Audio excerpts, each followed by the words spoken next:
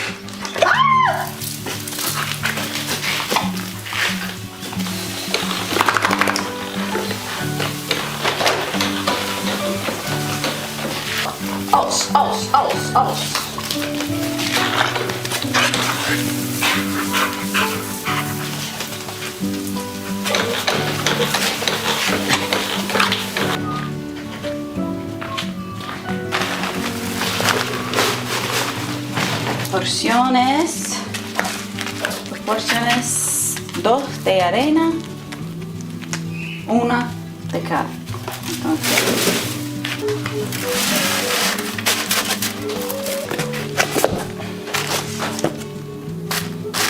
No sé, no. 2 de cal. 2 de cal.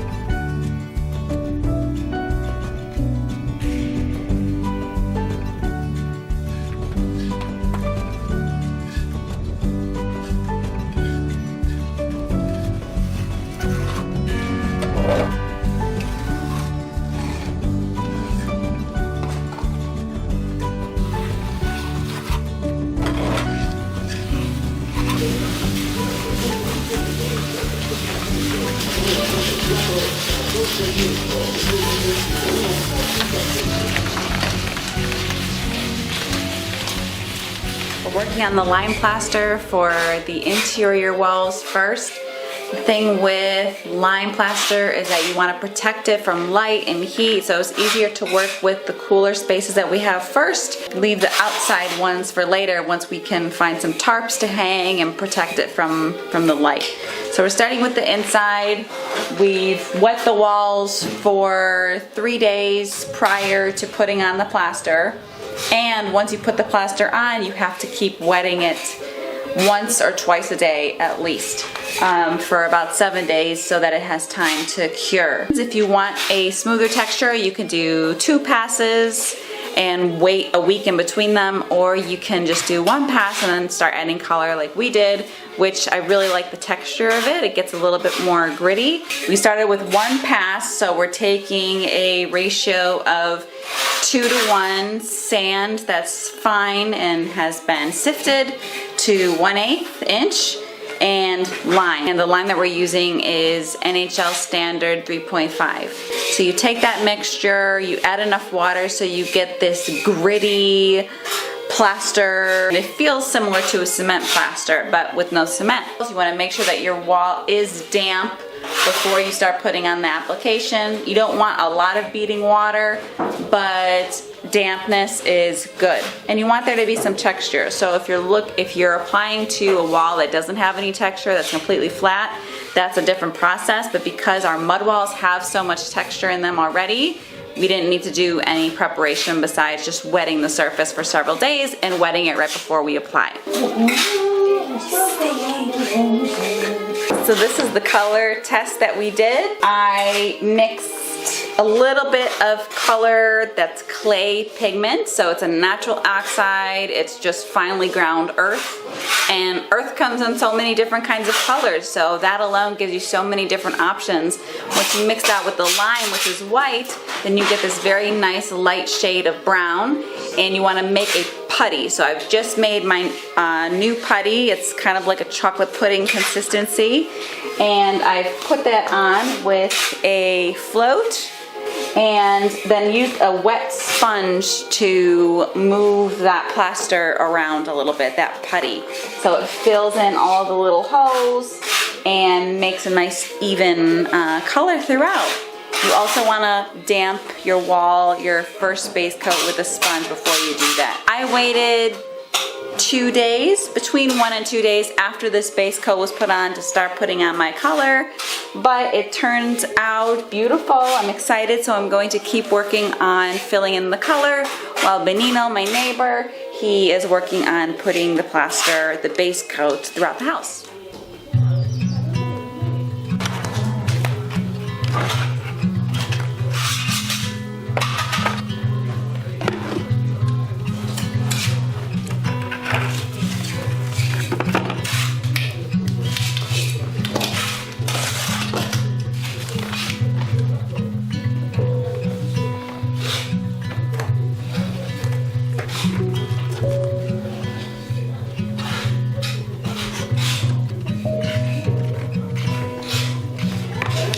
Todos vacunados, yo estaba vacunado.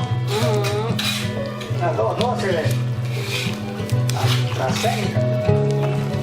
Ah, Pfizer. sí. Pfizer, yo me puse la Pfizer.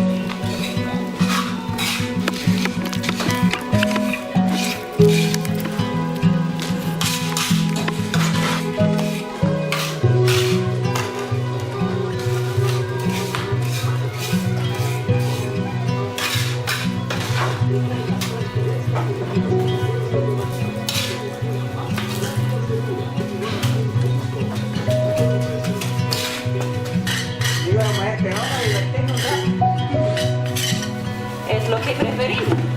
Sí, es importante.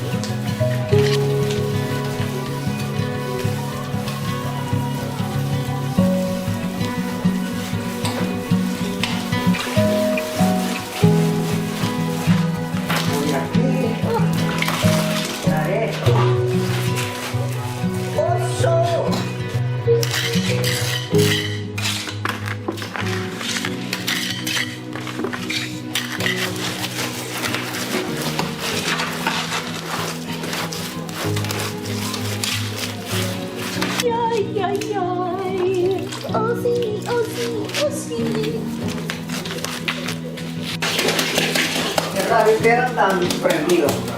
Okay, so this is the process. I've wet the wall first and I've put it in scattered spots, this lime plus clay pigment putty that I've made, because if you put too much then it gets cakey, so, and then you don't see the texture. So we put it in a couple spots. I'm going to use the sponge and the water to spread it out.